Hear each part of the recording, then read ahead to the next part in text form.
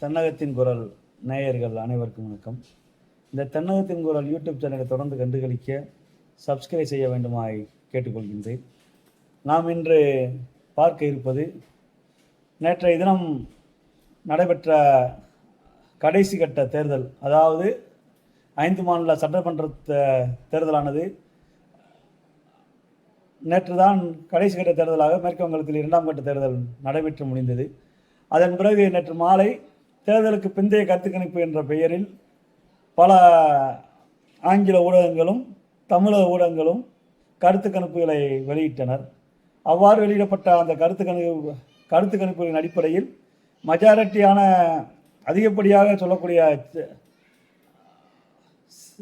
அதிகப்படியான சேனல்கள் திராவிட முன்னேற்ற கழகத்தின் தலைமையிலான கூட்டணி ஆட்சி அமைக்கும் என்றும், ஒரு சில 2 சேனல்கள் அனைத்து இந்திய அண்ணா திராவிட முன்னேற்ற கழகத்தின் தலைமையிலான கூட்டணி ஆட்சி அமைக்கும் என்றும், ஒரு சில ஊடகங்கள் தமிழக வெற்றி கழகம் தலைமையில் சட்டசபை தேர்தலில் தமிழகத்தில் ஆட்சி அமைக்கும் என்று ஒரு பொய்யான கருத்து கணிப்பு என்ற பெயரில் நேற்றைய மாலை செய்திகள் வெளியாகின. அது குறித்து தான் இன்று நாம் காண உள்ளோம். தமிழகத்தில் நடைபெற்ற 17வது சட்டமன்ற பொதுத் தேர்தலில் நமக்கு ஏப்ரல் மாதம் 23ஆம் தேதி தேர்தல் நடைபெற்ற 234 தொகுதிக்கான வாக்கு எண்ணிக்கை அந்த 5 மாநில சட்டசபை தேர்தலோடு சேர்த்து வருகின்ற மே மாதம் 4ஆம் தேதி ஒவ்வொரு மாவட்டத்தில் உள்ள மாவட்ட தலைநகரங்கள் மற்றும் மிகப்பெரிய பொறியியல் மற்றும் அரசு கல்லூரிகளில் நடைபெற உள்ளது.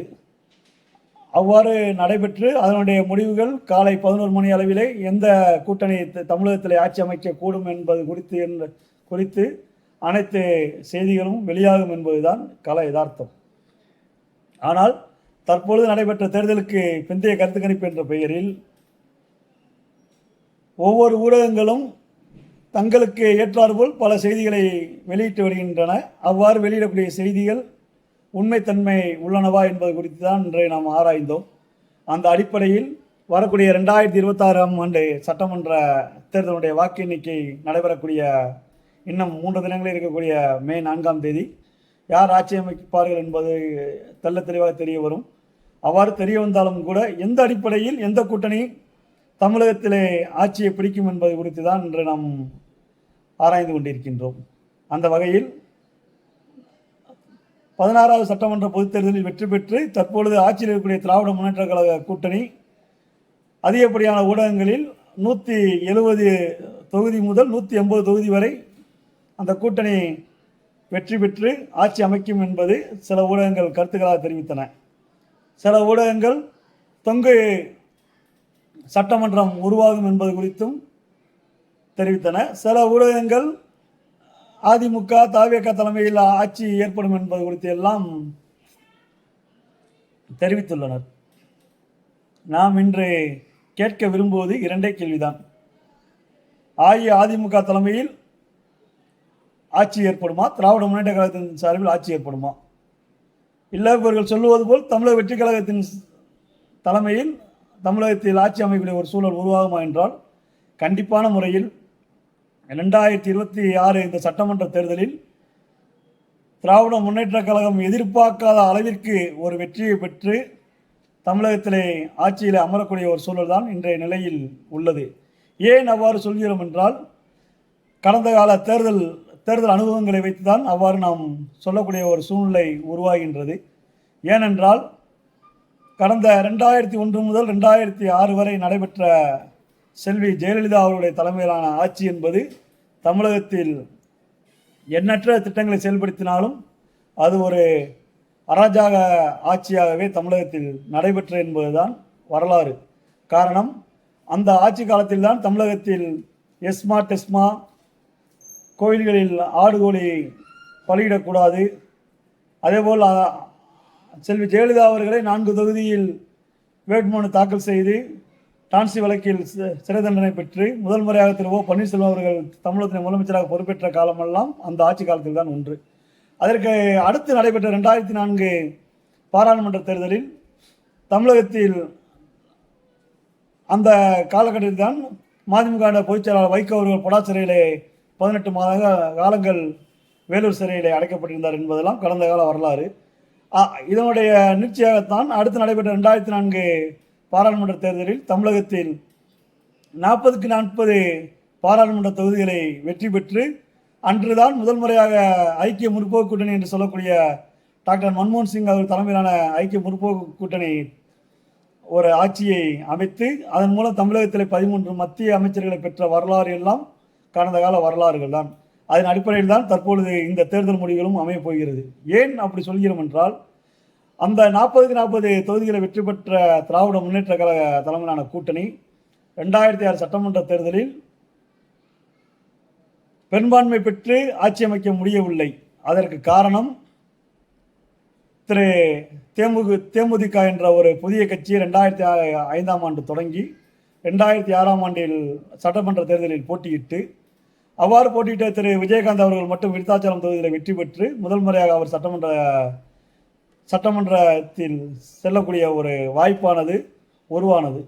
காரணம், மக்கள் எதிர்பார்த்த ஒரு மனநிலை என்பது அதிமுகவுக்கு மாற்று திமுக என்ற ஒரு மனநிலையில் இருந்த மக்கள் புதிதாக ஒரு வரவாக ஏற்றுக்கொள்ளப்பட்ட தேசிய முற்போக்கு திராவிட கழகத்திற்கு அவருடைய ரசிகர் மன்றம் மட்டுமல்ல, இப்பொழுது எப்படி விஜய்க்கு ஒரு சில ஆதரவு நிலைப்பாடுகள் இருக்கோ அதேபோல் ஒரு ஆதரவு நிலைப்பாட்டில் 10% வாக்குகளை முதல் தேர்தலிலேயே பெற்று தனது முரசினத்தை தக்க வைத்து கொண்ட ஒரு சூழல் தான் 2006 தேர்தலில் ஏற்பட்டது. அவர் 10% வாக்குகளை பெறக்கூடிய ஒரு சூழலில் தான் திராவிட முன்னேற்ற கழகத்திற்கு அறுதி பெரும்பான்மை என்று சொல்லக்கூடிய 118 தொகுதிகள் பெற முடியாமல் 96 தொகுதிகளை பெற்று வெளியிலிருந்து அன்றைய நாம் கூட்டணியில் இருந்தனால் காங்கிரஸ் கட்சியும் பாட்டாளி மக்கள் கட்சியும் வெளியிலிருந்து ஆதரவு கொடுத்து அந்த 5 ஆண்டு கால ஆட்சியை முழுமையாக நிறைவு செய்த வரலாறு தான் உண்டு. அதற்கு அடுத்து ஒரு தேர்தலை எடுத்து பார்த்தால் 2016 சட்டமன்ற தேர்தல். அந்த தேர்தலில் அனைத்து ஊடகங்களும் இதேபோல் திராவிட முன்னேற்ற கழகம் தான் ஆட்சி அமைக்கும் என்று ஒரு செய்தியை பரப்பிய நிலையில் புதிதாக செல்வி ஜெயலலிதா அவர்களால் மற்றும் வெளியில் இருக்கக்கூடிய ஆதிக்க சக்திகளால் உருவாக்கப்பட்ட அந்த மக்கள் நல கூட்டணி என்று சொல்லக்கூடிய அந்த ஒரு மக்கள் நல கூட்டணியை உருவாக்கி அவ்வாறு உருவாக்கப்பட்ட மக்கள் நல கூட்டணியில் முதலமைச்சர் வேட்பாளராக திரு விஜயகாந்த் அவர்களை முன்னிலைப்படுத்தி அதன் அடிப்படையில் திரு வைகோ அவர்கள், இடது 2 கம்யூனிஸ்ட் கட்சிகள், விடுதலை சிறுத்தை கட்சிகள், திரு ஜி கே வாசன் உள்ளிட்ட கட்சிகள் எல்லாம் திராவிட முன்னேற்ற கழக கூட்டணியில் இடம்பெறும் என்று எதிர்பார்க்கப்பட்ட நிலையில் அனைவரும் தனித்து நின்று அவர்கள் ஒரு 10% ஓட்டுகளை பிரித்து அந்த அடிப்படையில் திராவிட முன்னேற்ற கழகம் அதிகப்படியான தொகுதிகளில் வெற்றி பெற்று அதிகப்படியான தொகுதிகள் 99 தொகுதிகளில் வெற்றி பெற்று அந்த மக்கள் நல கூட்டணி ஒரு தொகுதியில் கூட வெற்றி பெற முடியாத ஒரு சூழல் ஏற்பட்டு அதில் குறைந்த வாக்கு வித்தியாசத்தில் காட்டுமன்னார்கோவில் திரு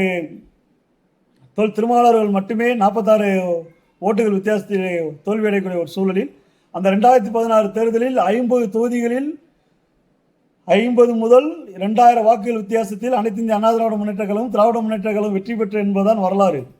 இந்த வரலாறு எல்லாம் ஊடகங்கள் ஒரு மக்கள் மத்தியிலே கொண்டு செல்லாமல் பொதுவாக தமிழக வெற்றி கழகம் ஆட்சி அமைக்கும், அனைத்து இந்திய அண்ணா திராவிட முன்னேற்ற கழகம் ஆட்சி அமைக்கும் என்று எல்லாம் ஒரு பொய்யான ஒரு கருத்து திணிப்புகளை மக்கள் மத்தியிலே கொண்டு சேர்க்கின்றனர்.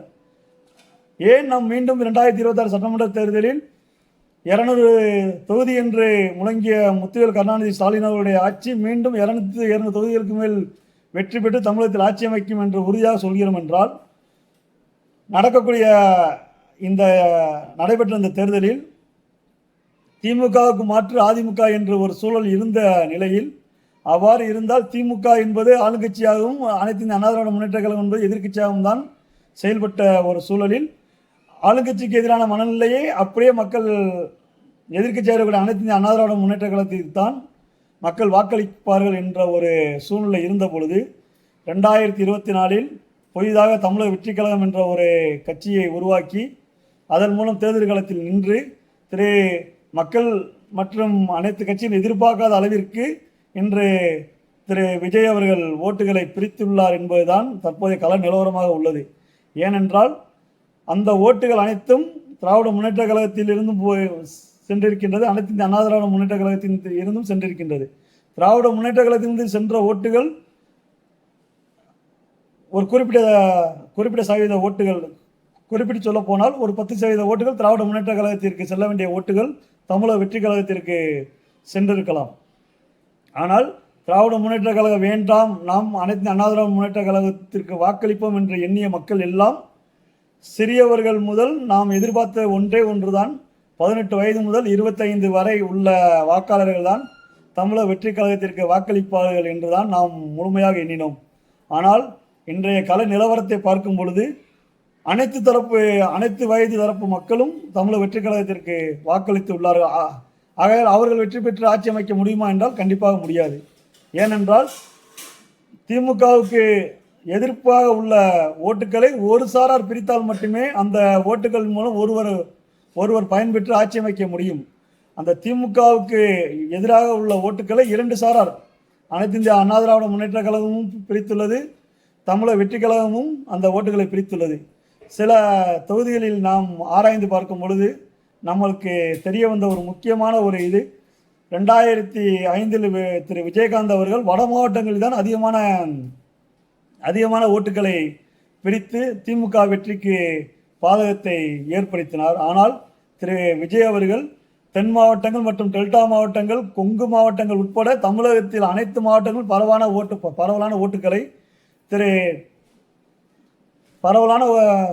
ஓட்டுக்களை திரு எடப்பாடி பழனிசாமி அவர்கள் பெற வேண்டிய ஓட்டுக்களை முழுமையாக திரு விஜய் அவர்கள் அறுவடை செய்துள்ளார்கள். ஆகையால் அவர்கள் எதிர்க்கட்சி ஸ்தானத்தில் அமர முடியுமா என்றால் கண்டிப்பாக அமர முடியாது. அந்த அளவுக்கு ஒரு தகுதியான வேட்பாளர்களை அவரால் உருவாக்க முடியவில்லை.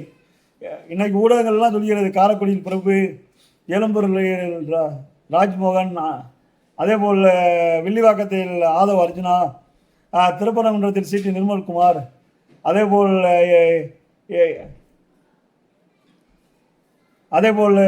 கோவிச்செட்டிப்பாளையத்தில் திரு செங்கோட்டையன் அவர்கள், இதில் தனிப்பட்ட செல்வாக்கால் ஜெயிக்க முடியும் என்று ஒரு தொகுதி எண்ணினால் அதையும் அதிமுக திமுக இருவரும் ஒதுங்கியிருந்த ஒரு சூழலில் தனிப்பட்ட செல்வாக்கால் வெற்றி பெற முடியும் என்று ஒரு தொகுதி என்றால் அந்த தொகுதி கோவிச்செட்டிப்பாளையத்தில் மட்டுமே அந்த தொகுதியில் அவர்கள் வெற்றி பெற முடியும். அதில் திரு கே செங்கோட்டையன் அவர்கள் வெற்றி பெறுவதற்கு மட்டுமே வாய்ப்புள்ளதான் தற்போதைய நிலவரங்கள் தெரிவிக்கின்றன. அந்த அடிப்படையில் நடைபெற்ற இந்த சட்டமன்ற தேர்தலில் மே 4ஆம் தேதி இன்னும் 3 நாட்களில் வாக்கு எண்ணிக்கை நடைபெறக்கூடிய சூழலில் தமிழகத்தில் ஆட்சி அமைக்கப் போவது திரு முத்துவேல் கருணாநிதி ஸ்டாலின் தலைமையிலான திராவிட மாடல் 2.0 என்பதில் எந்த மாற்று கருத்தும் இல்லை. ஆனால் அந்த ஆட்சிக்கு எதிர்க்கட்சியாக அனைத்து இந்திய அண்ணா திராவிட முன்னேற்ற கழகம் அமரக்கூடிய ஒரு சூழல் ஏற்படுமா என்பதுதான் மக்கள் மத்தியிலே, எங்களை போன்ற நடுநிலையாளர்கள் மத்தியிலே ஒரு கேள்விக்குறியாக உள்ளது. ஏனென்றால் அனைத்து தொகுதிகளிலும் 2 கட்சிகளும் சரிசமமான வாக்குகளை பிரித்தால் அனைத்து அண்ணா திராவிட முன்னேற்ற கழகத்தில் இருக்கக்கூடிய முக்கியமான தலைவர்கள் என்று சொல்லக்கூடிய திரு எடப்பாடி பழனிசாமி அவர்கள், திரு தங்கமணி வேலுமணி அவர்கள்,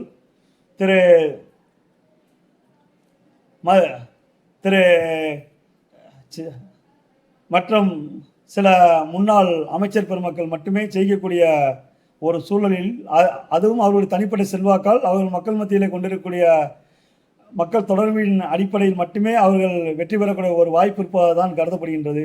அவ்வாறு ஒரு சூழல் ஏற்பட்டால் தமிழகத்தில் எதிர்க்கட்சி இல்லாத ஒரு ஆட்சி 1991 பிறகு, ராஜீவ்காந்தி மரணத்திற்கு பிறகு ஏற்பட்ட ஒரு சூழல் தற்பொழுது ஒரு சூழல் தான் ஏற்படக்கூடிய ஒரு நிலைமை இருக்கின்றது.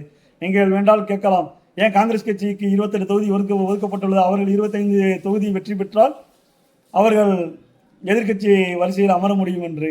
கண்டிப்பான முறையில் கூட்டணி என்ற அடிப்படையில் கூட சொல்லவில்லை. காங்கிரஸ் கட்சி வெற்றி பெற்றால் கடந்த காலங்களைப் போல் 18 முதல் 20 தொகுதிகளை மட்டுமே வெற்றி பெற முடியும். எதிர்க்கட்சி என்ற அடிப்படையில் வர வேண்டும் என்றால் 24 தொகுதியில் வெற்றி பெற்றால், தற்பொழுது இருக்கக்கூடிய 234 தொகுதியில் 10% அடிப்படையில் 24 தொகுதிகளில் வெற்றி பெற்றால் மட்டுமே எதிர்க்கட்சி என்ற அடிப்படையில் அமர முடியும்.